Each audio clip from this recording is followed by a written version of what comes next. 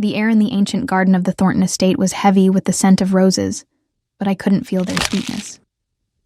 I stood there, my trembling fingers adjusting the delicate lace of my white wedding gown, the moonlight casting a silver glow over every intricate detail. The full moon hung low in the sky, its pale light filtering through the towering oaks, illuminating the scene like a dream I didn't want to be in. I reached up to touch the silver bracelet on my wrist, the only keepsake I had left of my mother, and whispered, my voice barely audible, "Mom, what am I supposed to do now?" I was Evelyn Harper, 34 years old, and tonight, I was marrying Gabriel Thornton, a 41-year-old billionaire who controlled Chicago's largest financial empire. But this wasn't a wedding born of love. It was a cold, calculated transaction. My father, once a successful businessman, had teetered on the edge of ruin after a failed investment that drained his company's funds. Gabriel had stepped in, offering to inject the capital needed to save Harper Enterprises, but only if I became his wife. I didn't love him, and I knew he didn't love me. To him, I was just a piece of the puzzle, a trophy wife to complete the perfect image he needed for the media and his business partners. The ceremony began, and I walked down the aisle, my heels sinking slightly into the soft grass. The moonlight bathed Gabriel's face as he stood at the altar, his sharp features carved from stone, his dark eyes unreadable. He was tall, imposing, dressed in a tailored black tuxedo that made him look every bit the untouchable tycoon he was. When he slid the ring onto my finger, his touch was cold, and his voice cut through the night like a blade. "Don't try to run," he whispered, so low only I could hear. "You don't have a choice." I bit my lip, fighting the anger that surged in my chest. I wanted to scream, to tear the ring off and throw it into the shadows, but I couldn't. I felt like a bird trapped in a gilded cage, wings clipped by the weight of my father's mistakes. I thought of my mother, who had died when I was just a child, her laughter a distant memory that still warmed me on the coldest nights. She had always told me to be brave, to never let anyone take away my light. And my father, he had promised to protect me, to shield me from the harshness of the world. But now, he had sold me to a man I didn't know, all to save his crumbling legacy. The officiant's words blurred into a meaningless hum as the ceremony continued. I barely registered the vows, my mind drifting to the past, to the days when my father would carry me on his shoulders, laughing as we walked through the park, my mother trailing behind with a picnic basket. Those days were gone, replaced by this hollow charade. When Gabriel leaned in to kiss me, I turned my head slightly, letting his lips brush my cheek instead. A murmur rippled through the small crowd of guests, Chicago's elite, all here to witness the union of two powerful names. But I didn't care. I wouldn't give him the satisfaction of pretending this was real. The reception passed in a haze of forced smiles and clinking champagne glasses. I played my part, nodding politely as strangers congratulated me, their words dripping with insincerity. But as soon as I could, I slipped away, retreating to the lavish bridal suite on the second floor of the estate. The room was a masterpiece of opulence, silk drapes, a four-poster bed adorned with rose petals, and a crystal chandelier that cast soft light across the space. But to me, it felt like a prison. I sat on the edge of the bed, my gown pooling around me like a shroud, and stared out the floor-to-ceiling window. The garden below shimmered under the moonlight, the same moon that had witnessed my mother's laughter and my father's promises. I clutched the silver bracelet tighter, the cool metal grounding me as my thoughts spiraled. My mother had worn this bracelet every day, a gift from my father on their wedding day. It was the only piece of her I had left. A fragile tether, too, a time when I believed in love, in family, in honor. Now, all I felt was betrayal. My father had traded me like a commodity, and Gabriel had bought me like a prize. I didn't know what kind of man he was beyond the rumors. Ruthless, calculating, a king in a world of power and money. Did he see me as a person, or just another asset in his empire? I wanted to run, to disappear into the night and leave this gilded cage behind. But I knew I couldn't. My father's life, his company, the legacy he had spent decades building, it all rested on my shoulders now. If I walked away, everything would crumble, and I couldn't bear the thought of losing him too. Not after losing my mother. I stood and walked to the window, pressing my hand against the cool glass. The moon hung high, its light a silent witness to my silent rebellion. I wanted to believe there was a way out, a path to freedom, to happiness. But all I could see was the endless stretch of the garden, the shadows of the oaks, and the weight of a ring that felt more like a shackle. I was Evelyn Harper, a woman who had once dreamed of a life filled with love and laughter. But now, I was Mrs. Gabriel Thornton, a pawn in a game I didn't understand. And as the night deepened, I wondered if I would ever find my way back to the light. The morning after the wedding, I woke to the soft glow of sunlight streaming through the heavy silk curtains of the bridal suite. For a moment, I forgot where I was, my mind clinging to the remnants of a dream where my mother's laughter echoed through a sunlit park. But the weight of the ring on my finger pulled me back to reality. I was in the Thornton estate, married to a man I didn't love, bound by a deal I hadn't chosen. I sat up, the white satin sheet slipping off my shoulders, and reached for the silver bracelet on my wrist. The cool metal against my skin was a small comfort, a reminder of my mother's warmth in this cold new world. I dressed in a simple cream, blouse and skirt, the kind of outfit that felt more like me than the extravagant gown from last night, and made my way downstairs to the dining room. The Thornton estate was a labyrinth of opulence. Marble floors, gilded frames, and towering windows that let in the morning light. But it felt hollow, like a beautiful shell with no soul. When I entered the dining room, Gabriel was already there, seated at the head of a long mahogany table. A spread of breakfast awaited, freshly baked croissants, a silver pot of coffee, and a bowl of glistening fruit. But the air was as cold as the marble beneath my feet. Gabriel didn't look up as I approached. He was engrossed in a newspaper, his dark eyes scanning the pages with the intensity of a predator. He was still in his tailored suit, though the tie was loosened slightly, a rare hint of vulnerability in his otherwise impenetrable armor. I hesitated, then sat at the opposite end of the table, the distance between us a silent testament to the chasm in our hearts. I reached for the coffee pot, my hands steady despite the storm inside me, and poured myself a cup. The bitter aroma filled the air, but it did little to warm the chill that had settled in my bones. The silence stretched on, broken only by the faint clink of my cup against the saucer. I watched Gabriel, waiting for him to acknowledge me, to say something, anything, that might give me a glimpse into the man I was now tied to. But he remained a statue, his focus unwavering. Finally, I couldn't bear it any longer. "Why did you agree to this marriage?" I asked, my voice trembling despite my effort to keep it steady. "You don't need me. You could have anyone." Gabriel lowered the newspaper slowly, his gaze meeting mine for the first time that morning. His eyes were a deep, stormy gray, and for a moment, I saw something flicker in them, something raw, something human. But it was gone as quickly as it came, replaced by the cold mask I'd seen under the moonlight. "Because I need a wife to maintain my honor," he said, his voice low and measured, but heavy with an emotion I couldn't quite place. "My mother was forced into a marriage with my father, and she never knew happiness. She died alone, Evelyn, and I swore I'd never let history repeat itself.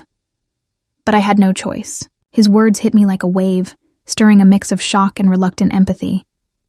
I hadn't expected such a confession, not from a man who seemed carved from ice. I leaned forward, my coffee forgotten, searching his face for more. "What do you mean, no choice?" I asked, my voice softer now, though the anger still simmered beneath the surface. Gabriel's jaw tightened, and he looked away, his gaze settling on the window where the morning light painted the garden in shades of gold. My father's empire was built on ruthless deals, but it crumbled when a scandal exposed his corruption. He took his own life, leaving my mother to bear the shame. She begged me to restore our family's name, to protect our legacy at all costs. I had to let go of the only woman I ever loved, Clara, to focus on rebuilding what he destroyed. Marrying you. It was the final piece to secure my reputation, to ensure no one could question my standing again. I sat back, my mind reeling. Gabriel Thornton, the untouchable billionaire, had a past as broken as mine. I thought of my own mother, her gentle smile, the way she'd worn this silver bracelet every day. A gift from my father on their wedding day. A symbol of a love that had once been real. She'd told me to live with courage, to never let anyone dim my light. But here I was, a pawn in a game of honor and power, married to a man who had sacrificed his own heart to protect a legacy I didn't understand. So I'm just a tool to you, I said, my voice sharp now, the anger breaking through. A means to an end, to keep your precious honor intact. Tears stung my eyes, and I blinked them back, refusing to let him see me break. I stood, the chair scraping against the floor, and turned to leave. But Gabriel's voice stopped me. "Evelyn," he said, and for the first time, there was a crack in his icy facade, a hint of regret, of something deeper. I turned, meeting his gaze, and saw the weight of his past etched into the lines of his face. "I don't expect you to understand," he continued, his voice softer now, almost a whisper. "But I didn't choose this lightly." I didn't respond. I couldn't. My heart was a storm of emotions. Anger, betrayal, and a flicker of sympathy I didn't want to feel. I left the dining room, the taste of coffee bitter on my tongue, and retreated to the garden where the moonlight had witnessed my vows. The roses were still there, their petals kissed by the morning dew. But their beauty felt like a lie. I clutched the silver bracelet, my mother's words echoing in my mind. "Live with courage, Evelyn." But how could I, when I was trapped in a marriage built on shadows and secrets? 2 weeks had passed since the wedding, but the weight of the ring on my finger felt heavier with each day. I had learned to navigate the Thornton estate, its marble halls and gilded rooms becoming a maze I could walk through without getting lost. But I couldn't escape the suffocating reality of my new life. Tonight, Gabriel and I were to attend a gala at the Grand Regency Hotel in downtown Chicago, a glittering event meant to showcase the city's elite. I stood in the private suite of the hotel, staring at my reflection in the full-length mirror. The sapphire blue gown Gabriel had chosen for me hugged my frame, its shimmering fabric catching the light like a starlit sky. But I felt like a fraud, a doll dressed up for display. I adjusted the neckline of the gown, my fingers brushing against the silver bracelet on my wrist. My mother's keepsake, the one thing that still felt like mine in this world of pretense. I looked into my own eyes in the mirror, searching for the woman I used to be. "You have to be strong, Evelyn," I whispered to myself, my voice trembling. "You can do this." But the words felt hollow, a desperate plea to a courage I wasn't sure I had. I took a deep breath, squared my shoulders, and stepped out of the suite, ready to face the night. The ballroom of the Grand Regency was a spectacle of wealth.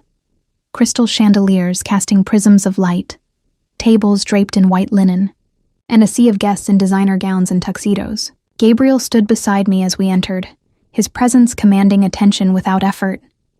He was a vision of power in his black tuxedo, his dark hair swept back, his stormy gray eyes scanning the room with the precision of a hawk. But his hand on my arm was a cold formality, a reminder of the distance between us.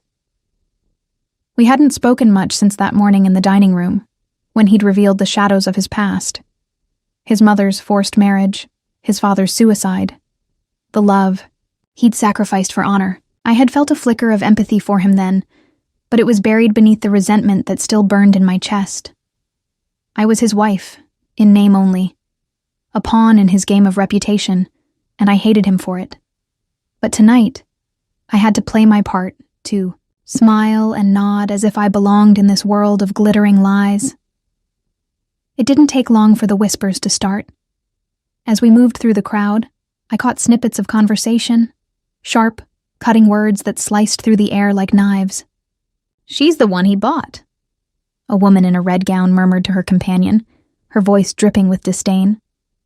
A Harper girl, desperate to save her father's sinking ship. Another man, sipping champagne, chuckled softly. "Thornton's new trophy wife. I wonder how much he paid for her." The words stung, each one a dagger to my pride, and I felt my cheeks burn with humiliation. I tried to keep my composure, but the weight of their judgment was crushing. Then a woman approached us, tall, elegant, with sharp features and a smile that didn't reach her eyes. "Gabriel, darling," she said, her voice smooth as silk. "It's been too long." She turned to me, her gaze raking over me like I was a specimen under a microscope. "And this must be your acquisition." Gabriel's grip on my arm tightened, but his voice remained steady. "This is my wife, Evelyn. Evelyn, this is Margaret, my sister." Margaret Thornton, Gabriel's older sister, a woman I'd heard of but never met. She was a force in Chicago's social circles, known for her sharp tongue and unyielding standards. Her smile widened, but it was cold, predatory. "You don't belong in this world, do you?" she said, her tone laced with contempt. "Gabriel needs a woman who can help him shine, not a girl who clings to his coattails." The words hit me like a slap, and I felt my hands tremble, the champagne flute in my grip threatening to slip. I wanted to retort, to defend myself, but my throat tightened, and all I could do was stand there, humiliated. Gabriel's voice cut, through the tension, low and firm. "That's enough, Margaret," he said, his tone a warning. "Evelyn is my wife, and you'll treat her with respect." But I couldn't take it anymore.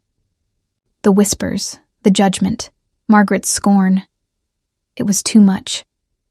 "I don't need you to protect me," I snapped, my voice breaking as I yanked my arm from Gabriel's grasp.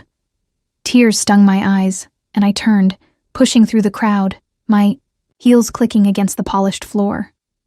I didn't care who saw me, didn't care about the murmurs that followed. I needed air, needed to escape the suffocating weight of this world I didn't belong in. I burst onto the balcony, the cool night air hitting my face like a balm. The city stretched out before me, a sea of lights twinkling against the darkness, and I gripped the railing, my chest heaving as I fought to steady my breathing. The silver bracelet glinted in the moonlight, a silent reminder of my mother's strength, but I felt so far from it. Behind me I heard Margaret's voice, low and venomous, speaking to Gabriel. "She'll destroy you, Gabriel," she said. "Let her go before she drags you down." I didn't turn around, didn't want to see the look on Gabriel's face. I stared out at the city, my tears falling silently, and wondered if I could ever find a place in this world of power and pretense. I was Evelyn Thornton now, but I felt more lost than ever, a stranger in my own life, caught between the honor I was forced to uphold and the freedom I so desperately craved. The gala had left a bitter taste in my mouth, a lingering sting of humiliation that followed me back to the Thornton estate. Margaret's words, the whispers of the elite, the weight of their judgment, they echoed in my mind, a relentless reminder of my place in this world. I was a Harper, a name that once carried pride, now reduced to a pawn in a billionaire's game. I couldn't shake the feeling that I was drowning, trapped in a marriage I didn't want, in a life I didn't choose. But I needed answers. I needed to know why my father had done this to me, why he had sold me to Gabriel Thornton like I was nothing more than a business asset. The next morning, I drove to my father's old office in downtown Chicago, a place I hadn't visited in years. The building was a shadow of its former glory, once a bustling hub of Harper Enterprises, now a hollow shell with peeling paint and a flickering sign. I parked the car and sat for a moment, my hands gripping the steering wheel, my heart pounding, in my chest. I reached for the silver bracelet on my wrist, the one my mother had worn every day, and ran my fingers over its smooth surface. "Give me strength, Mom," I whispered, my voice trembling. I needed her courage now more than ever. Inside, the office was dim, the air thick with the scent of dust and old paper. My father sat behind his desk, his once proud frame hunched, his face etched with lines of worry. He looked up as I entered, his eyes widening with a mix of surprise and guilt. "Evelyn," he said, his voice hoarse. "You shouldn't be here. It's not safe." "Not safe?" I repeated, my voice sharp, with anger. I stepped closer, my hands clenched at my sides. "You sold me to Gabriel Thornton, Dad. You pushed me into a marriage I didn't want, and now you're telling me it's not safe? I deserve to know why." My voice broke on the last word, and I felt tears prick my eyes. But I refused to let them fall. I needed to be strong, to face the truth no matter how much it hurt. My father's shoulders slumped, and he buried his face in his hands. A broken man. "I had no choice, Evelyn," he said, his voice muffled. "I was desperate. The company was failing, and I got involved with some dangerous people." He looked up, his eyes red and glistening with unshed tears. "I borrowed money from a criminal organization to keep us afloat, but I couldn't pay it back. They threatened to come after you, to hurt you, if I didn't settle the debt. Gabriel, he offered to buy the debt, to protect you, but only if you married him." The words hit me like a punch to the gut, and I stumbled back, my hand reaching for the edge of the desk to steady myself. My father, my protector, the man who had once carried me on his shoulders and promised to keep me safe, had entangled himself with criminals, and I was the price he paid to save himself. I felt the room spin, my breath coming in shallow gasps. "You used me," I whispered, my voice barely audible. "You traded me to save your own skin." "No, Evelyn," he said, standing now, his voice desperate. "I did it to save you. If I hadn't agreed, they would have come for you. Gabriel was the only one who could stop them." But his words did little to ease the betrayal burning in my chest. I turned and left without another word, the echo of my heels on the worn floor, the only sound in the empty office. When I returned to the Thornton estate, the sun was setting, casting long shadows across the marble floors. I found Gabriel in the living room, standing by the fireplace, the flickering flames casting a warm glow on his sharp features. He turned as I entered, his stormy gray eyes meeting mine, and I saw something in them. Concern, perhaps, or something deeper I couldn't name. "I know you went to see your father," he said, his voice low and steady. "I didn't want you to find out like this. I didn't want you to live in fear." I stopped in the middle of the room, my hands trembling as I faced him. "Why didn't you tell me from the start?" I demanded, my voice raw with emotion. "Why did you let me think you were just a cold, heartless man who wanted a trophy wife? Why did you let me hate you?" Gabriel's jaw tightened, and he took a step closer, the firelight dancing in his eyes. "Because I didn't want you to know the truth," he said, his voice softer now, almost a whisper. "I didn't want you to live with the fear of knowing. There are people out there who would hurt you to get to your father. I took on his debt, Evelyn. I made a deal with those criminals to keep you safe. Marrying you, it was the only way to ensure they'd leave you alone." I sank onto the sofa, the warmth of the fire doing little to ease the chill in my heart. I clutched the silver bracelet, my mother's voice echoing in my mind. "Live with courage, Evelyn." But courage felt so far away now, buried beneath the weight of betrayal and fear. I looked up at Gabriel, seeing him in a new light, not as the cold, calculating billionaire I'd thought he was, but as a man who had sacrificed his own honor to protect me. "You should have told me," I said, my voice breaking. "I deserved to know." "I know," he said, and for the first time, I heard genuine regret in his voice. He sat across from me, the fire casting shadows on his face, and I saw the weight he carried, the burden of a past he couldn't escape, the choices he'd made to protect a legacy he didn't always want. I didn't forgive him, not yet, but I felt a flicker of gratitude, a small crack in the wall I'd built between us. And as the fire crackled, I wondered if there was a way to find light in this darkness, a way to reclaim the honor I'd lost. The revelation of my father's dealings with a criminal organization had left me reeling, but Gabriel's confession, that he had taken on the debt to protect me, shifted something inside me. I didn't trust him, not fully, but the resentment I'd harbored since our wedding night had begun to crack, giving way to a reluctant gratitude.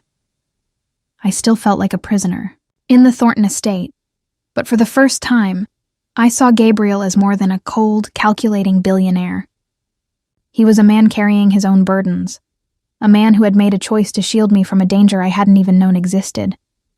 That evening, we sat down for dinner in the estate's grand dining room, a rare moment of quiet after days of tension. The table was set with meticulous care, fine china, crystal glasses, and a centerpiece of white lilies that filled the air with a delicate sweetness. I unfolded a linen napkin and placed it on Gabriel's plate, a small, instinctive gesture that felt strangely intimate. He looked up at me, his stormy gray eyes softening for a fleeting moment, and I felt a flicker of warmth in my chest, a connection I hadn't expected. For a brief second, I wondered what it would be like to truly know him, to see beyond the walls he'd built around himself. But the moment was shattered by the sound of shattering glass. The dining room windows exploded inward, shards raining down like deadly confetti, and a group of men in dark clothing stormed into the room. My heart leapt into my throat as I stumbled back, the chair toppling behind me. The men moved with lethal precision, their faces obscured by masks, their voices cold and menacing. "Thornton," the leader barked, his gun trained on Gabriel. "You thought you could buy your way out of this? She belongs to us now." He gestured toward me, his words, a chilling echo of the danger my father had warned me about. Gabriel was on his feet in an instant, positioning himself between me and the intruders, his body a shield. "You'll never touch her," he said, his voice a low growl, steady despite the chaos. I could see the tension in his shoulders, the way his hands clenched into fists, but there was no fear in his eyes, only a fierce determination that sent a shiver down my spine. I clutched the edge of the table, my mind racing, my breath coming in shallow gasps. These were the men my father had feared, the criminals who had threatened my life. And now they were here, in our home, ready to take me.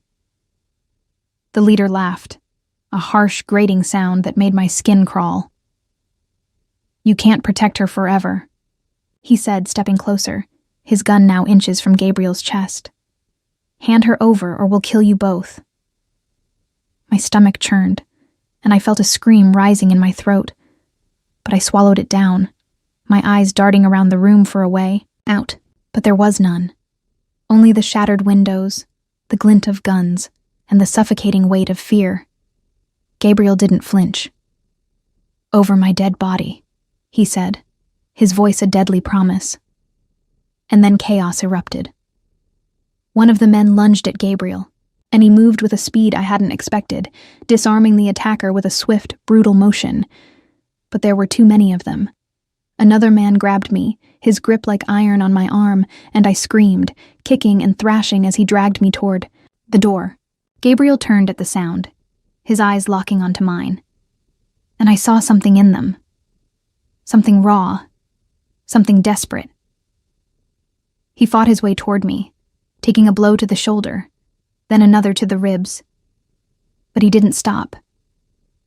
The leader raised, his gun aiming for Gabriel's back, and I screamed again, my voice tearing through the air. "Gabriel!" The shot rang out, and Gabriel staggered, blood blooming on his sleeve as he fell to one knee. But he didn't stay down. With a roar of defiance, he tackled the leader, wresting the gun from his hand and turning it on the others. "Get out!" he shouted, his voice a thunderclap. "Now!" The intruders hesitated, then fled, their footsteps echoing as they disappeared into the night. Gabriel's security team arrived moments later, too late to stop the attack, but in time to secure the estate. I dropped to my knees beside Gabriel, my hands shaking as I reached for him. Blood soaked his sleeve, his face pale with pain, but his eyes were still fierce, still fixed on me. "Are you okay?" he asked, his voice rough, his breath ragged. I nodded, tears streaming down my face as I tore a strip of fabric from my dress and pressed it to his wound. "You're hurt," I said, my voice trembling. "Why did you do that? Why did you risk your life for me?"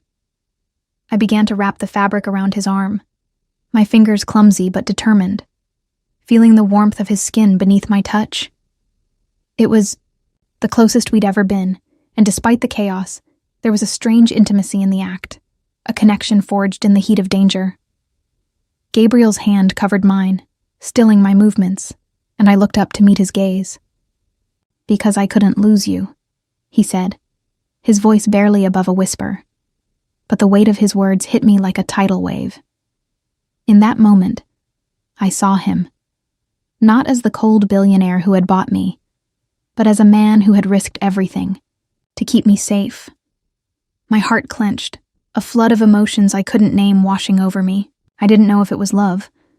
Not yet, but it was something deeper. Something that made me realize I didn't want to lose him either. As the security team secured the perimeter and called for medical help, I stayed by Gabriel's side, my hand still in his, the warmth of his touch grounding me in the aftermath of the storm.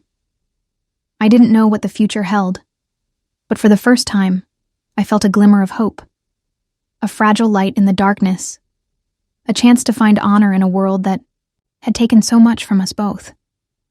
The attack at the Thornton estate had left us shaken, but it had also changed something between Gabriel and me. I could still feel the warmth of his hand on mine, the raw intensity in his voice when he'd said, "I couldn't lose you." For the first time since our wedding, I saw him not as a cold, calculating billionaire, but as a man who had risked his life to protect me. The walls I'd built around my heart were beginning to crumble, and though I wasn't ready to name the feeling growing inside me, I knew it was something profound, something that made me want to stay by his side. Gabriel was taken to the hospital that night, his arm bandaged but his spirit unbroken. I stayed with him, sitting in a stiff chair beside his bed, watching the steady rise and fall of his chest as he slept. The sterile white room was a stark contrast to the opulence of the Thornton estate, but there was a strange comfort in its simplicity. I reached for the silver bracelet on my wrist, my mother's keepsake, and ran my fingers over its smooth surface, drawing strength from her memory. I thought of the way Gabriel had fought for me, the blood on his sleeve, the fierce determination in his eyes. He had saved me, and in doing so, he had given me a glimpse of the man beneath the mask. The door to the room opened, and I looked up to see Margaret, Gabriel's sister, standing in the doorway. Her sharp features were softened by a look of concern, a stark contrast to the cold disdain she'd shown me at the gala. She was dressed in a tailored gray coat, her auburn hair pulled back in a tight bun, but there was a vulnerability in her posture that I hadn't seen before. "Evelyn," she said, her voice quieter than I expected. "I need to speak with you, and with Gabriel when he wakes." I nodded, my stomach tightening with unease. Margaret had never been an ally, her words at the gala still stinging like a fresh wound. But there was something in her tone, something urgent, that made me sit up straighter. "What is it?" I asked, my voice steady despite the anxiety creeping in. Margaret hesitated, then stepped inside, closing the door behind her. She glanced at Gabriel, still asleep, then turned her gaze to me. "There's something you both need to know," she said, her voice trembling slightly. "Something I've kept hidden for years, because I thought it was for the best. But after what happened tonight, I can't keep it from you any longer." My heart began to race, a sense of dread settling over me. "What are you talking about?" I asked, my fingers tightening around the bracelet. Margaret took a deep breath, her eyes glistening with unshed tears, and then she spoke words that turned my world upside down. "Gabriel has a daughter," she said, her voice barely above a whisper. "Her name is Lily. She's 8 years old, and she's been living with me since her mother died." I stared at her, my mind struggling to process what she'd just said. A daughter? Gabriel had a child? I felt a wave of shock, followed by a surge of questions I couldn't voice. Margaret continued, her words coming faster now, as if she needed to get them out before she lost her nerve. Her mother was Clara, Gabriel's first love, the one he left to rebuild our family's legacy. Clara was pregnant when he walked away, but she never told him. She didn't want to burden him, not when he was fighting to save our name. She died 2 years ago, from cancer, and I've been raising Lily ever since. The room seemed to tilt, and I gripped the armrest of the chair to steady myself. Gabriel had a daughter, a little girl he didn't even know existed.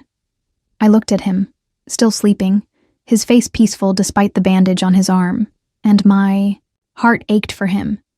He had sacrificed so much, his love, his happiness, his chance at a family, all for the sake of honor. And now, to learn that he had a child, a piece of the life he'd given up. It was a revelation that could break him. Gabriel stirred, his eyes fluttering open, and he turned his head to look at us. "Margaret," he said, his voice rough from sleep. "What's going on?" Margaret repeated her confession, her voice, steadier now but still laced with guilt. I watched Gabriel's face as the truth sank in, saw the shock, the pain, the regret that flashed across his features. "I abandoned her," he whispered, his voice breaking. "I abandoned my own daughter." I reached for his hand, my own emotions a tangled mess, but I knew he needed me in that moment. "You didn't know," I said softly, my voice trembling. "You couldn't have known, but now you do, and you can make it right." Gabriel looked at me, his eyes filled with a raw vulnerability I'd never seen before, and I felt a surge of protectiveness, a need to help him through this. We decided to bring Lily to the estate, to give Gabriel a chance to meet his daughter. When she arrived the next day, I stood by the front door, my heart pounding as Margaret led her inside. Lily was a small, delicate girl with Gabriel's stormy gray eyes and a shy smile that broke my heart. She wore a simple blue dress, her dark hair tied back with a ribbon, and I knelt down to her level, my hands trembling as I adjusted the collar of her dress. "Hi, Lily," I said, my voice gentle. "I'm Evelyn. I'm so happy to meet you." Lily looked at me, then at Gabriel, who stood behind me, his expression a mix of awe and fear. I took her hand and led her to him, and when she reached out to touch his face, I saw tears in his eyes. I stepped back, giving them space, and as I watched them together, I felt a warmth I hadn't expected, a sense of family, of belonging, that I hadn't known I craved. I hugged Lily close, her small arms wrapping around me, and in that moment, I knew I would love her as my own, a new light in the darkness of our fractured lives. The arrival of Lily, Gabriel's 8-year-old daughter, had turned our world upside down in the most unexpected way. I had seen the raw pain in Gabriel's eyes when he learned of her existence, the guilt that weighed on him for abandoning Clara, the mother of his child, without knowing she was pregnant. But I had also seen the hope that flickered in his gaze when he first held Lily, the way his hands trembled as he brushed a strand of hair from her face. In that moment, I knew we were on the cusp of something new, a chance to build a family, to heal the wounds of the past, to find redemption in the love we could offer this little girl. The days that followed were a whirlwind of adjustment.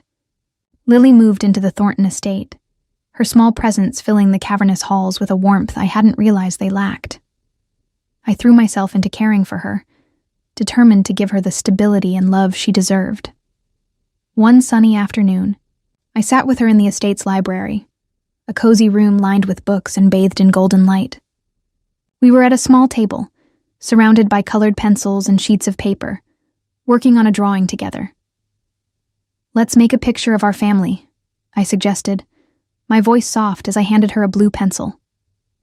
Lily's eyes, Gabriel's stormy, gray eyes, lit up, and she nodded eagerly, her small hand moving with purpose across the page. I watched as she drew 3 stick figures, a tall one with dark hair for Gabriel, a smaller one with a blue dress for herself, and another with long, brown hair for me. She added a bright yellow sun above us, its rays stretching down to touch our heads, and I felt a lump rise in my throat. "That's beautiful, Lily," I said, my voice thick with emotion.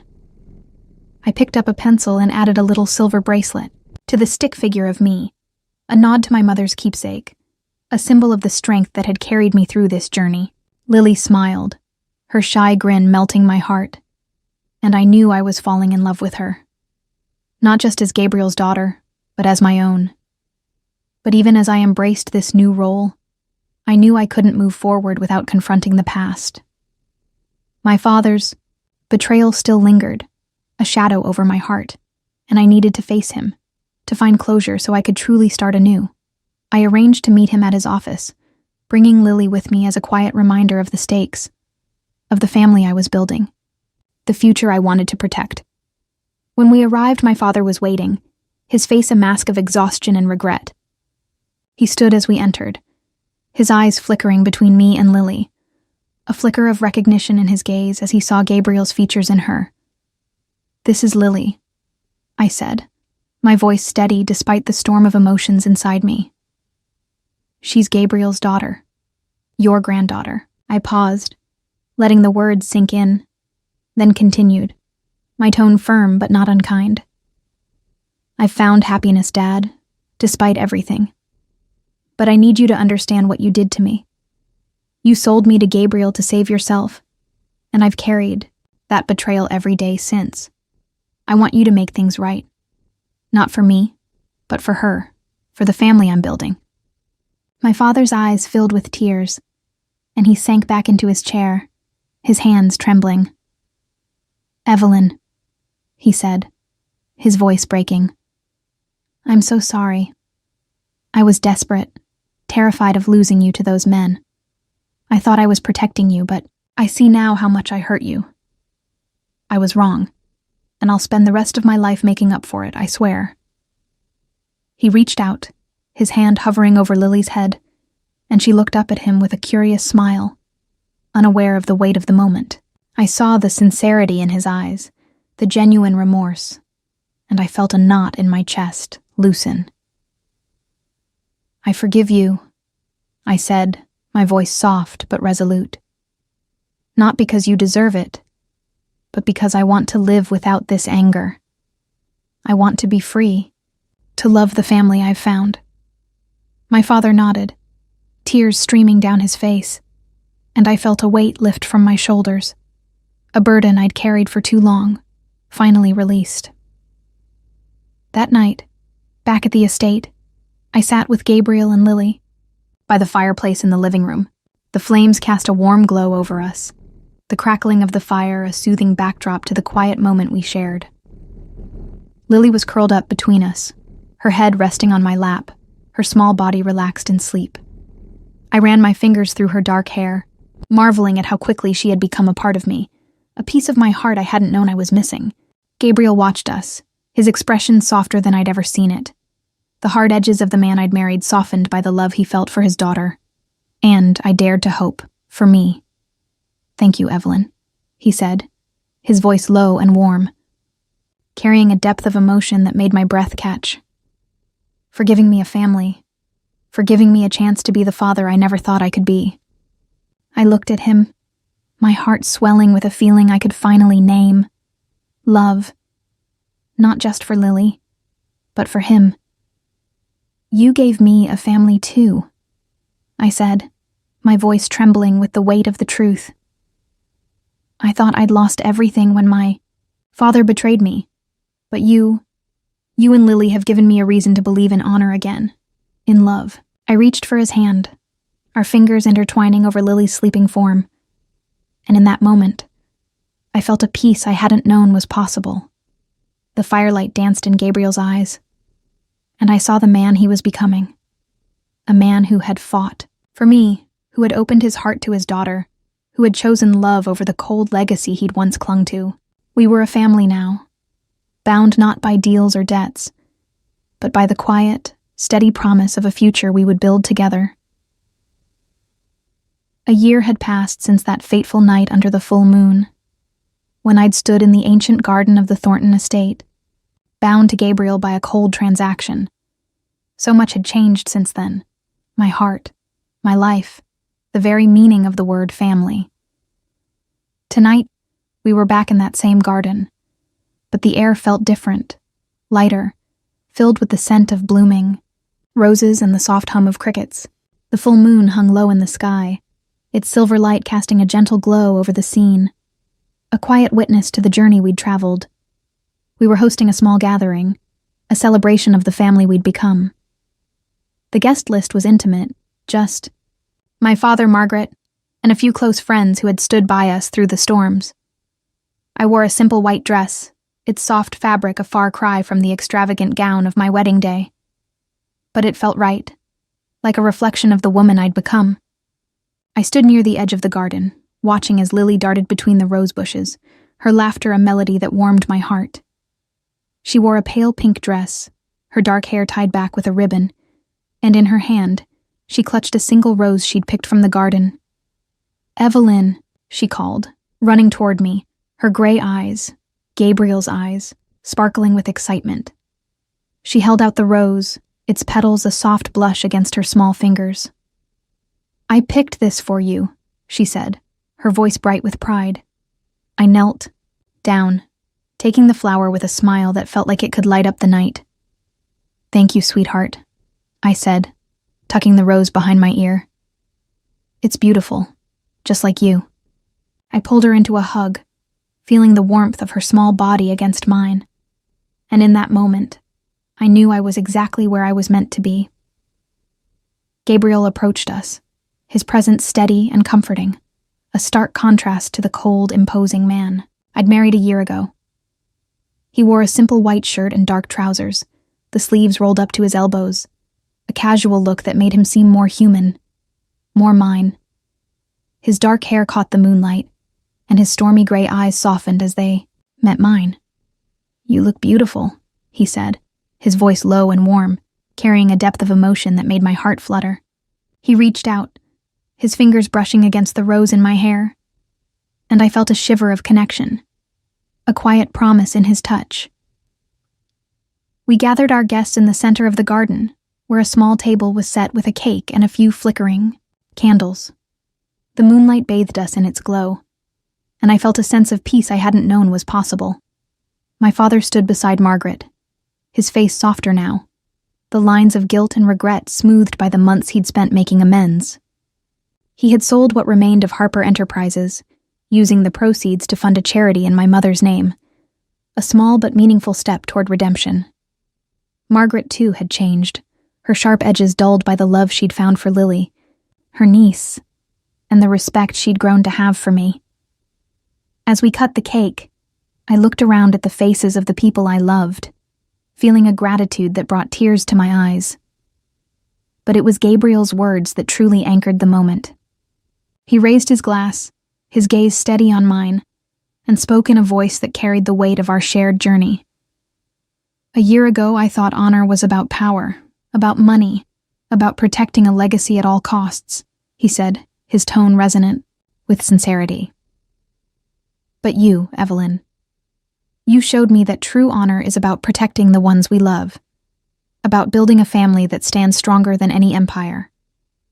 You gave me a daughter, a home, a reason to believe in love again. I'm a better man because of you." His words pierced my heart, and I felt a tear slip down my cheek. But it was a tear of joy, of healing. I reached for his hand, our fingers intertwining, and I knew that this was the moment I'd been waiting for. The moment I could finally let go of the past and embrace the future. You gave me a family too, I said, my voice trembling with emotion.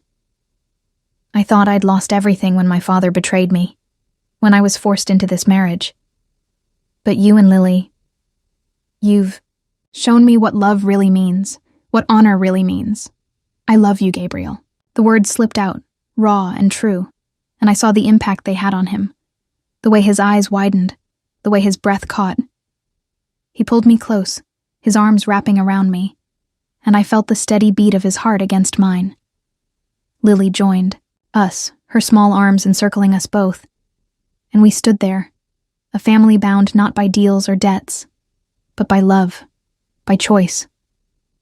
I looked up at the moon, its light a silent witness to the vows we'd made a year ago and the promises we were making now. I thought of my mother, of the silver bracelet on my wrist, and I knew she would be proud of me, not just for surviving, but for thriving, for finding happiness in the most unexpected place.